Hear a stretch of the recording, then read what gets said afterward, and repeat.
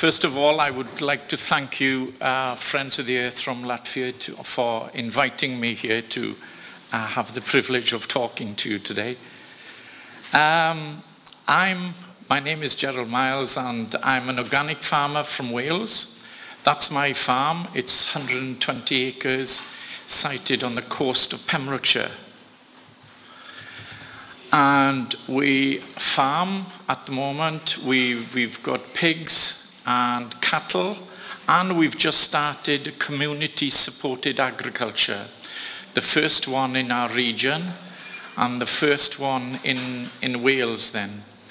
And that at the moment, we've built it up to 22 members, which is, I think, a future for farming in every country, which brings the community onto the farm.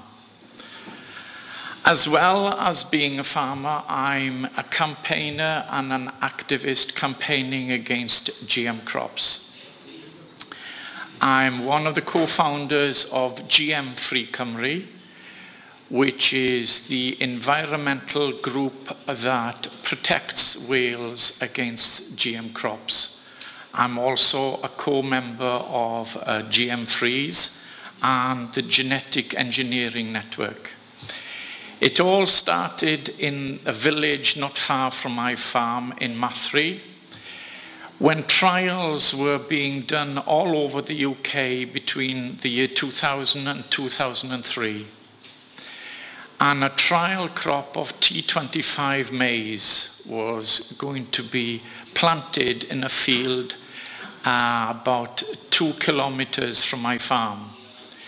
This created a lot of media attention, and people in the community were very much against it.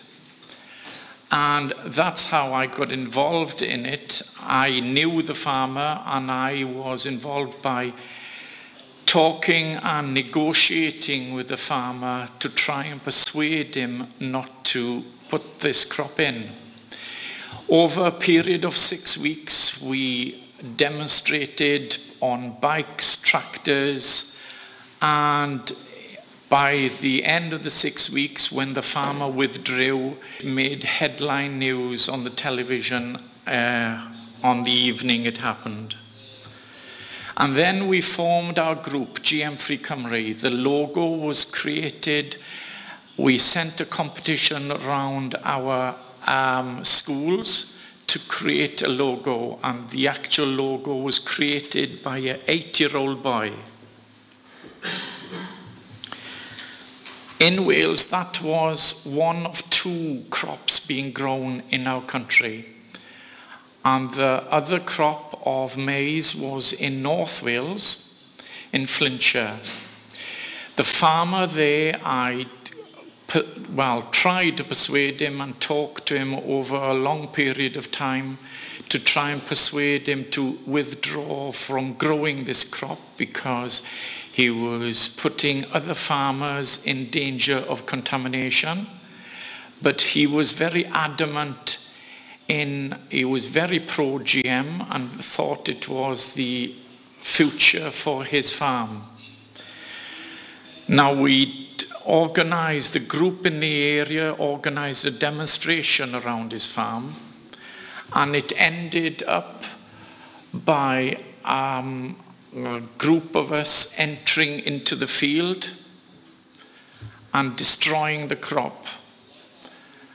At that time, I was arrested, but my local police didn't have evidence against me.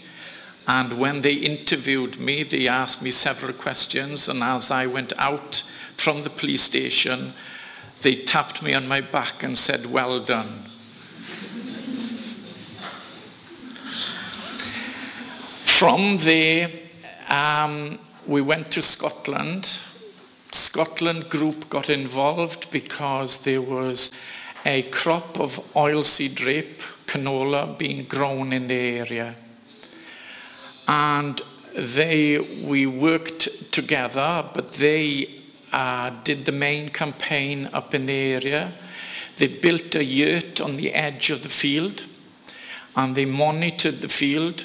One of the things they did was they bought some old vehicles, Land Rovers, 3 Land Rovers, and they dressed up as Tony Blair and drove it through the field, which was quite funny.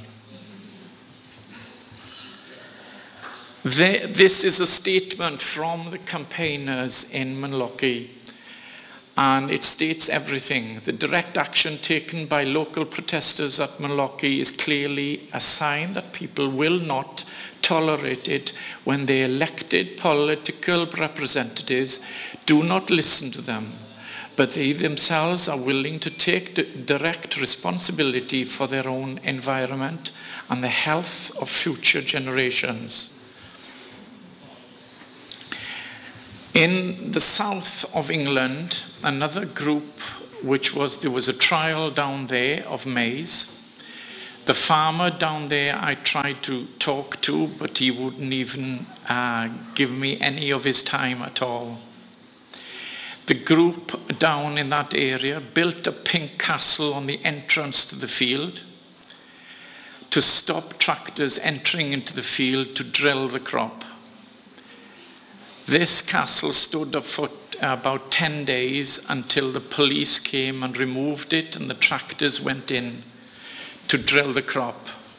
But that didn't put the campaigners off. They dressed up as chickens and entered into the field. They picked up the seed that was planted and they replanted it with organic seed.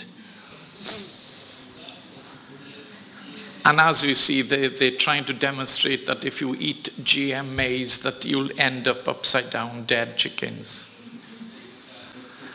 And this is the story of their campaign, which is a very memorable campaign and very courageous in the way they really created it. After that, I approached a lot of the campaigners in the UK because I felt we needed to work together, network together, and work together to protect all the UK. The idea was that in 2002, they had about 63 trial plots in the UK. And the initiative was that we work together and we would take a portion crop of every field of GM crop in the UK, bag it into plastic bags so that it wouldn't contaminate it, and label the bags from what field they came from and location. And we all gathered together and went on convoy into London, and we delivered it to the doorstep of Westminster. 6 of us, including myself, made a statement declaring that we had done this to protect the environment, to protect farming, and that if they needed to take us to court, they could contact us with our details on the statement, but we never heard a thing. In 2003, I was invited to be part with Friends of the Earth and Greenpeace and GM Freeze to organize a last big demonstration to London. This demonstration involved all activists and campaigners make a journey to London, either walking or traveling on bicycle.